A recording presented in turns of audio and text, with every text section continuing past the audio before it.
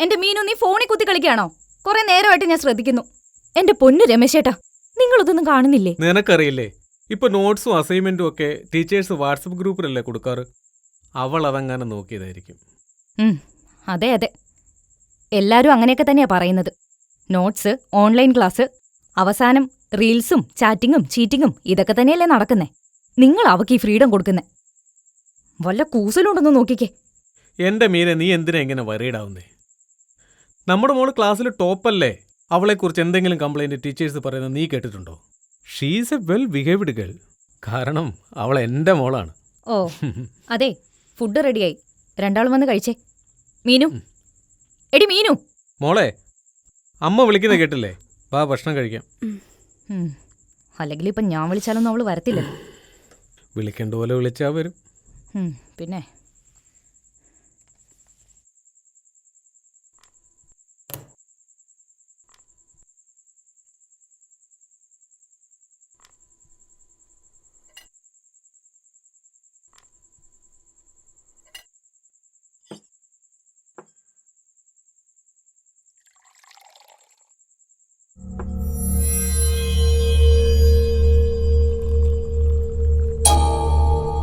എന്തേ, എന്തു പറ്റി?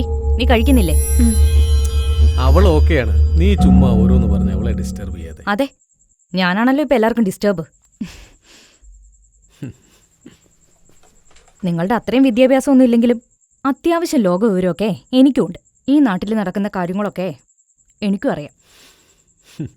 എന്റെയൊക്കെ കുട്ടിക്കാലത്തെ ചെറിയ ചെറിയ തെറ്റുകളൊക്കെ ചെയ്യുമ്പോൾ ഉള്ളിലൊരു ദൈവഭയം ഉണ്ടായിരുന്നു. ചെറിയ തെറ്റുകളിൽ നിന്ന് പോലും പിന്തിരിപ്പിക്കുന്നത് ആ ഭയമാണ്. എല്ലാം മുകളിൽ നിന്ന് ഒരാൾ കാണുന്നുണ്ടെന്നുള്ള ഭയം. ഇപ്പം മേളിൽ നിന്ന് ഡ്രോൺ പറക്കുമെന്നും ക്യാമറ ഓൺ ആവുമെന്നൊക്കെയാ പേടി. പണ്ടൊക്കെ തെറ്റിയത പ്രാർത്ഥന, ഇപ്പൊ delete, block, lockout. Of course. ഇന്നത്തെ കുട്ടികൾ പല രീതിയിൽ അപ്ഡേറ്റഡ് ആണ് മീര. അവർ നല്ല ക്രിയേറ്റിവിറ്റി ഉള്ളവരാണ്. അവർക്ക് അവരുടേതായ കാഴ്ചപ്പാടുകളും ഉണ്ട്. എനിക്കെന്തായാലും എൻ്റെ മോളെ നന്നായി അറിയാം. ഞാൻ അവളെ വിശ്വസിക്കുന്നു.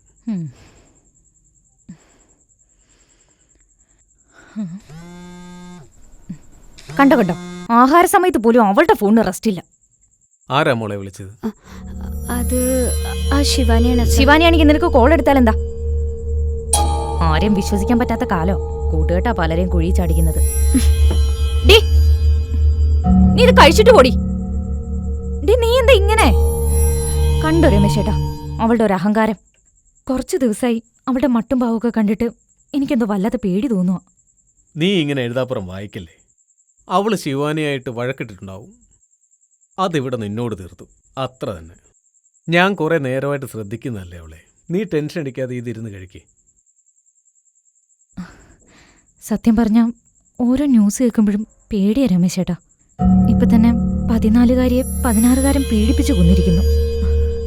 ആ ന്യൂസ് കേട്ടപ്പോൾ എനിക്ക് ആദ്യം ഓർമ്മ വന്നത് നമ്മുടെ മോളെയാ. ആ അച്ഛനും അമ്മയും എത്രമാത്രം വിഷമിച്ചിരിക്കും. എങ്ങനെയാ രമേശേട്ടാ ഈ കുട്ടികളൊക്കെ ഇങ്ങനെ ലഹരിക്ക് അടിമപ്പെടുന്നേ? അതൊന്നും ഒരു ദിവസം കൊണ്ടുണ്ടാകുന്നതല്ല മീര. ഒരു വലിയ മാഫിയ തന്നെ ഇതിന്റെ പിന്നിൽ പ്രവർത്തിക്കുന്നുണ്ട്. സൗഹൃദത്തിന്റെ മുഖംമൂടി ധരിച്ച് അവർ ആദ്യം കുട്ടികളുടെ വിശ്വാസം നേടിയെടുക്കുന്നു. പിന്നെ ചെറിയ സമ്മാനങ്ങളിലൂടെയും ഭീഷണികളിലൂടെയും അവർ കുട്ടികളെ അടിമപ്പെടുത്തുന്നു. രമേശേട്ടനറിയോ, മകൻ അമ്മയെ പീഡിപ്പിച്ചു എന്നുള്ള വാർത്ത കണ്ടപ്പോൾ തന്നെ ഈ ലോകം എവിടെ വരെ എത്തിയെന്ന് ഞാൻ ഓർത്തുപോയി.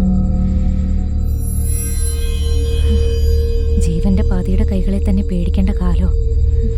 ഇതൊരു ഒറ്റപ്പെട്ട സംഭവമല്ല.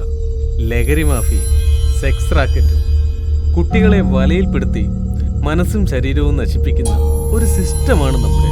ഒരു കുട്ടി കുറ്റവാളിയായാൽ ഒരു കുടുംബം മാത്രമല്ല, സമൂഹം മുഴുവനാണ് തോറ്റുപോകുന്നത്. മാത്രമല്ല, മതി രമേശേട്ടാ, നമുക്ക് ഈ വിഷയം വിടാം. ഓരോന്നോർത്തിട്ടും എനിക്ക് തല പെരുക്കുക.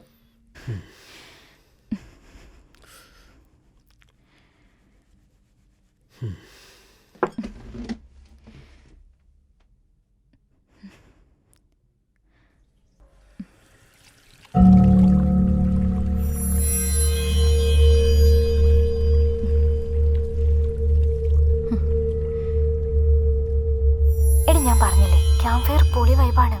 ഞാനില്ല, എനിക്ക് പേടിയാ. പ്ലീസ് എന്നെ ഒന്ന് ഒഴിവാക്കി തായോ. കുഴപ്പമൊന്നും ഉണ്ടാവില്ല, നീ വാ മോളെ. എടി അമ്മ വരുന്നുണ്ട്, ഞാൻ വിളിക്കാം. ഹലോ.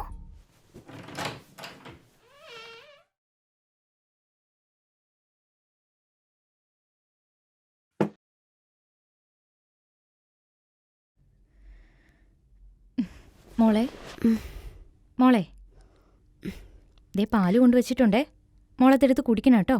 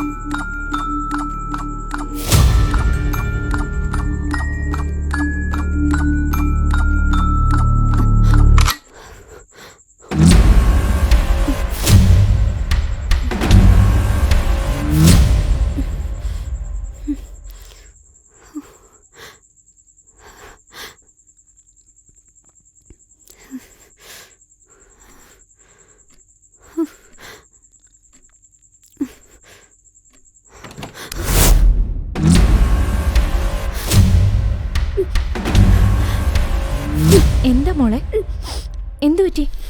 നീ എന്തിനാ വാതിൽ തുറന്നത്? നീ ഇതെവിടെ പോവാ? എന്താ മോളെ, എന്താന്ന് വെച്ചാ പറ.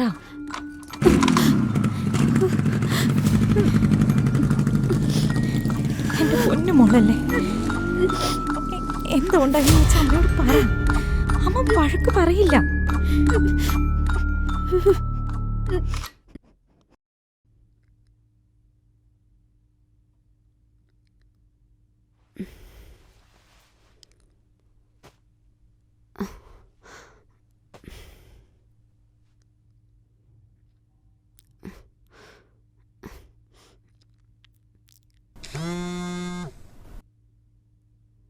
ഹലോ.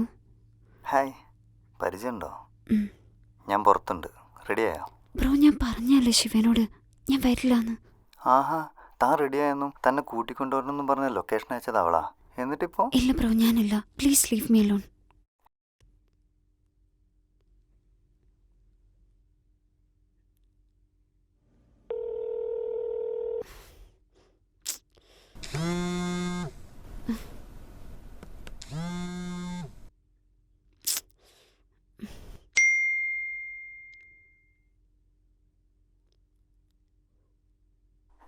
താൻ വരാതിരുന്നാൽ എങ്ങനെ ശരിയാകും?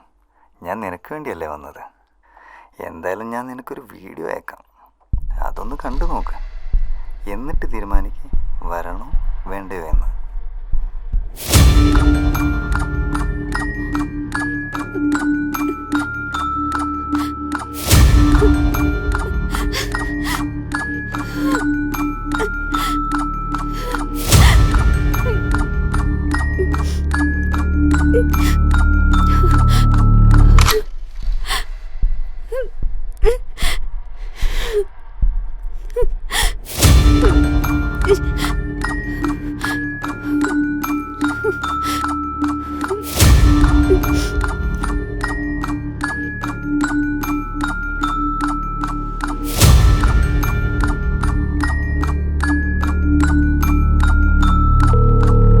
ഹലോ, വീഡിയോ ഒന്ന് ഡിലീറ്റ് ചെയ്യ്.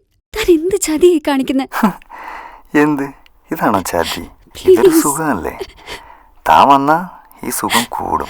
ഇല്ലെങ്കിൽ നിന്റെ ഈ വീഡിയോ റീൽസ് ആക്കി ഞാൻ അങ്ങ് വൈറലാക്കും. അതെങ്ങനാ? നിന്നെ കണ്ടത് മുതൽ ആഗ്രഹിച്ചതാ, പെട്ടെന്ന് ഡിലീറ്റ് ചെയ്യാൻ പറ്റുമോ? എന്തായാലും നീ ഇന്നൊന്ന് വാ, എന്നിട്ട് ആലോചിക്കാം. അതെ, പുറത്ത് നല്ല തണുപ്പുണ്ട്. കൂടുതൽ നേരം നിൽക്കാനൊന്നും എനിക്ക് വയ്യ.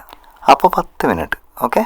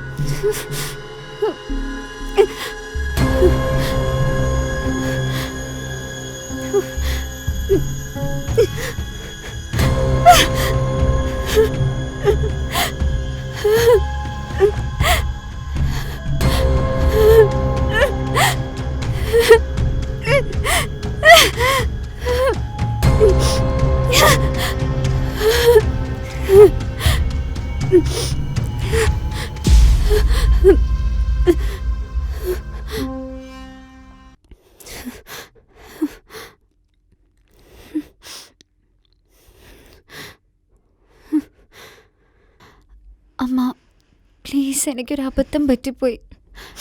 ഇനി ഒരിക്കലും അങ്ങനെ ഉണ്ടാവില്ല. മോൾ ആ നമ്പറിലേക്കൊന്ന് വിളി, എന്നിട്ട് അവനോട് പറ വരാൻ പറ്റില്ലെന്ന്.